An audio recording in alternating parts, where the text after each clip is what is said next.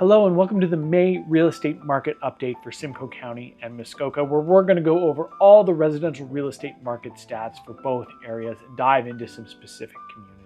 My name is Ben Robitaille. Welcome to the channel. We've got a bunch of new subscribers in the last month, which is great. I just want to say welcome to the channel. If there's any kind of real estate videos you want to see, make sure to comment them down below. The channel's still relatively young, so if you want to see more videos on home maintenance, on specific attractions in Simcoe County, South Muskoka, or about the real estate market in general, let me know in the comments because I'm happy to cater these videos to what you guys want to see. So just to explain how these market update videos work, I'm first going to start with looking at Simcoe County as a whole and Muskoka as a whole to get a really big picture of what's going on, because sometimes diving into these smaller communities, there aren't enough sales and enough data to really pull any kind of real market trend out for a specific month. But don't worry, you don't have to wait around for your specific community. If you go in the timeline of the video, you can go to whatever specific community you're looking to find. So again, starting off big picture, then we're going to dive in a little bit deeper. With me so far? Great, let's go. So just to go over what stats we're going to look at, we're going to look at the average sale price, the number of new listings, the average days on market, as well as something called month supply, which is how many months it would take at our current sales rate to sell every single home that's currently listed on the market. Now, typically, if it's below 3 months, I would call that a seller's market. 3 to 6 months, pretty balanced, and anything above 6 months is really leaning towards buyers. Again, in these smaller communities, these numbers can be all over the place, so take them with a grain of salt. So diving right in, we got Simcoe County. The average sale price actually took a bit of a dip in April after some consistent upwards trend for the beginning of the year. So last month, or March, was 841,000.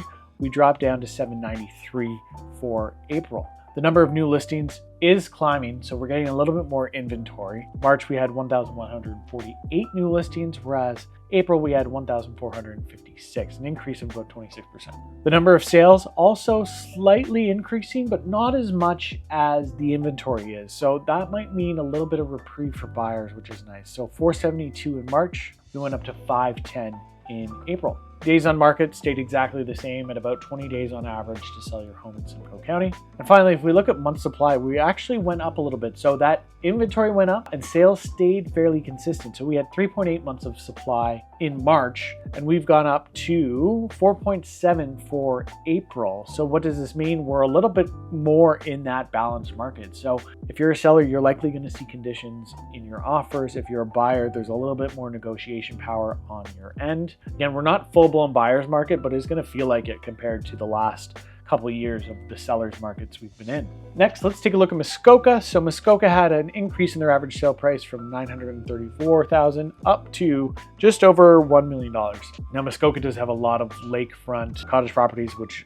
really can skew the numbers. I mean, if you look at the average sale price over the last little while, like it's all over the place. Again, the really time of year specific in Muskoka, so keep that in mind when we look at these numbers. If we look at the number of new listings, slight decrease. So there were 397 in March, down to 348 in April. The number of sales did increase slightly, so 82 sales in March, up to 121 in April. Days on market, so we had 45 days on average in March. We're down to 39 days on average in April. And if we look at month supply, so it's actually quite high. We were at 4.3 in February.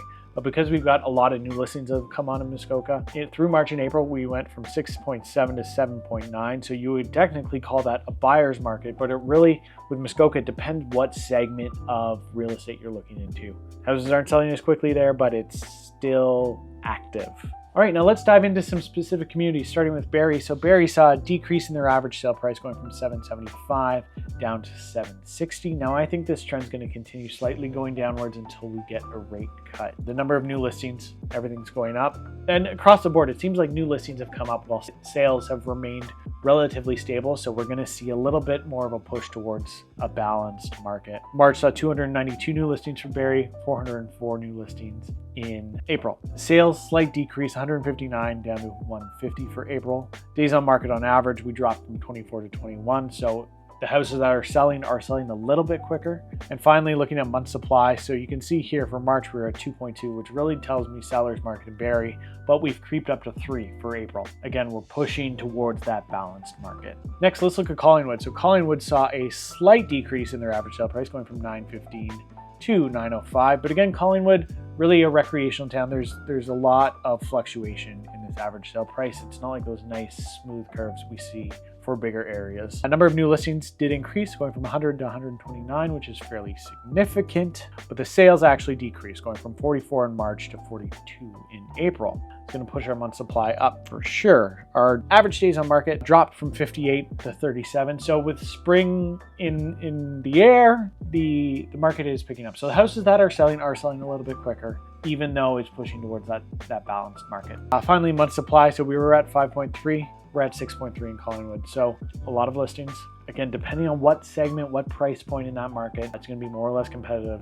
Could shift things, but really, I would still call it balanced market, even though we've gone just above that 6.5 months of inventory. All right, next, let's take a look at Springwater. So Springwater saw a decrease in their average sale price from 1.185 in March down to just over $1 million in April. Number of new listings, slight decrease, 70 down to 62. Number of sales, slight increase, 19 up to 20. So, smaller community, large geographic community, but smaller in terms of population. Doesn't have a lot of transactions, so take these numbers with a grain of salt. Days on market, slight decrease again, 30 down to 21 days. And month supply is just over 5. So 4.9 in March up to 5.6 for April. Moving along now to Wasaga Beach. So Wasaga Beach saw a slight increase in their average sale price, going from $679 up to $730. Now, while Wasaga is a little bit bigger, the number of sales can really fluctuate, which can really have an impact on things like average sale price. The number of new listings shot way up, going from 125 to 155. The number of sales, slight increase, going from 33 to 41. But as you can see, very seasonal here in Wasaga. Days on market did drop from 61 down to 41. So keep in mind with days on market too, that this is only the houses that are actually selling. If there's houses that have sat and don't sell, it won't touch this number. And finally, month supply shooting way up from 5.1 up to 6.6. So kind of edging towards that buyer's market here. As you can see, historically, this was our COVID era, very much seller's market. This has really been the image of the last 2 years, has been more balanced. Next up, let's look at Robitaille. So we had an average sale price decrease of $1.23 million in March, down to $899 for April. Again, not a lot of sales here. New listings, you'll see 56 to 70, but the sales 18 up to 22. So really, depending on what's selling that specific month, your average sale price really doesn't mean a whole lot in terms of what the market's doing. You can see here over the last 3 years, it's really all over the place, and that's because it's very month to month dependent on what product is being sold. Days on market on average, however, has gone down from 41 to 29, and month supply just above that 6 mark at 6.1. Next, let's look at Aurelia. So Aurelia had an average sale price decrease of $768 down to $660. Aurelia's got a few more sales, so you can pull a little bit more from the average sale price, but again, can be a little month to month dependent, depending on if you're getting a lot of waterfront that's selling, etc. There are some high-end options in Aurelia that can really skew the numbers. New listings. So we went from 68 in March up to 93 for April. The number of sales, however, didn't increase as much, from 34 to 37. Days on market saw a slight increase from 40 up to 44. And finally, looking at month supply, so we've gone above that 3 mark in Aurelia. We were at 2.7, so just into that seller's market for March, and we've creeped over to 3.6 for April. All right, next looking at tiny townships. So again, the numbers in tiny are tiny, pun intended. I'm a dad now, these jokes happen. So for March, we saw an average sale price of $833,250. We jumped up to $955, $862, but average sale price, as you can see here, is all over the place and really doesn't mean a whole lot in tiny. If we look at new listings, we had 53, we're up to 74 for April. Number of sales, slight decrease, so we had 20 in March, we're down to 13 in April. Days on market is also down, going from 53 down to 35.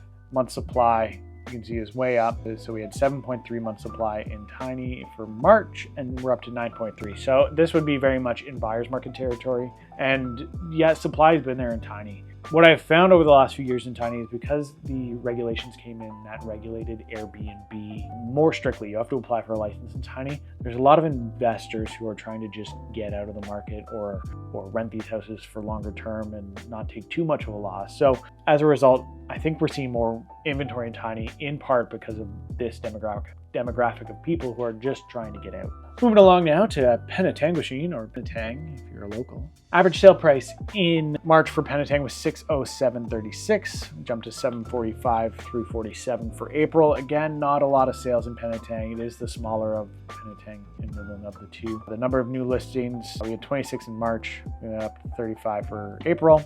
Sales are usually quite low here, so we had 11 in March, 15 in April. Days on market, we were at 60, we're down to 46. And month supply, we've kind of been in this balanced market for the last little while. We were at 5.4, we're up to 5.8. I do see some listings trying to hold offers and drive multiple offers in Penetang. It's not a strategy that I think works right now, and I think a lot of people are finding it the hard way, unfortunately. Moving right along to Midland, so the average sale price in Midland did see a slight decrease going from $650 down to $616. A few more sales in Midland, but still a relatively small sample size. Number of new listings did jump up from 39 up to 56. The number of sales, 23 up to 27, so it's still relatively low. Days on market, slight decrease, 48 down to 37. And month supply staying steady at 3.7 across the last 2 months. So not a lot of movement here in Midland over the last little while. Now, moving along to Tay. So if you're not familiar with Tay, there's Victoria Harbour, Port McNicoll, Robitaille.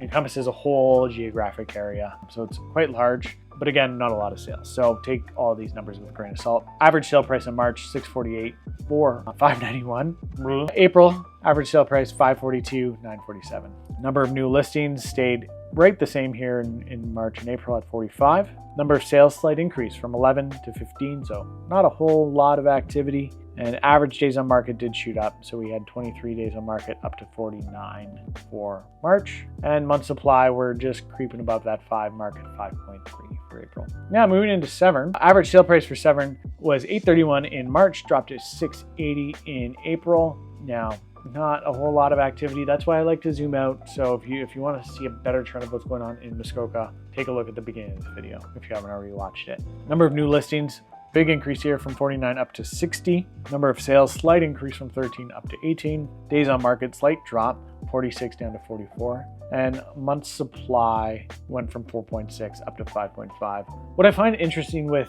the fact that days on market is dropping it for most areas and month supply and the amount of inventory is increasing is the houses that are coming onto the market, the ones that are being priced appropriately and marketed well, are selling and selling quicker than what's already on the market. So if you're thinking about selling, really make sure you do your homework and that you're pricing appropriately and marketing appropriately as soon as you hit the market, because we know the longer a house stays on the market, the more a buyer will go, what's wrong with it? And try and get a better and better deal, which means money off list. And last, let's take a look at the municipality of Georgian Bay. So we saw a slight increase in the average sale price from $868 up to $1.03 for April. Again, not a whole lot of sales. So like December, let's see how many sales were in December. 5 sales in December, and some of them were really nice. So that's why your average sale price was 2.8.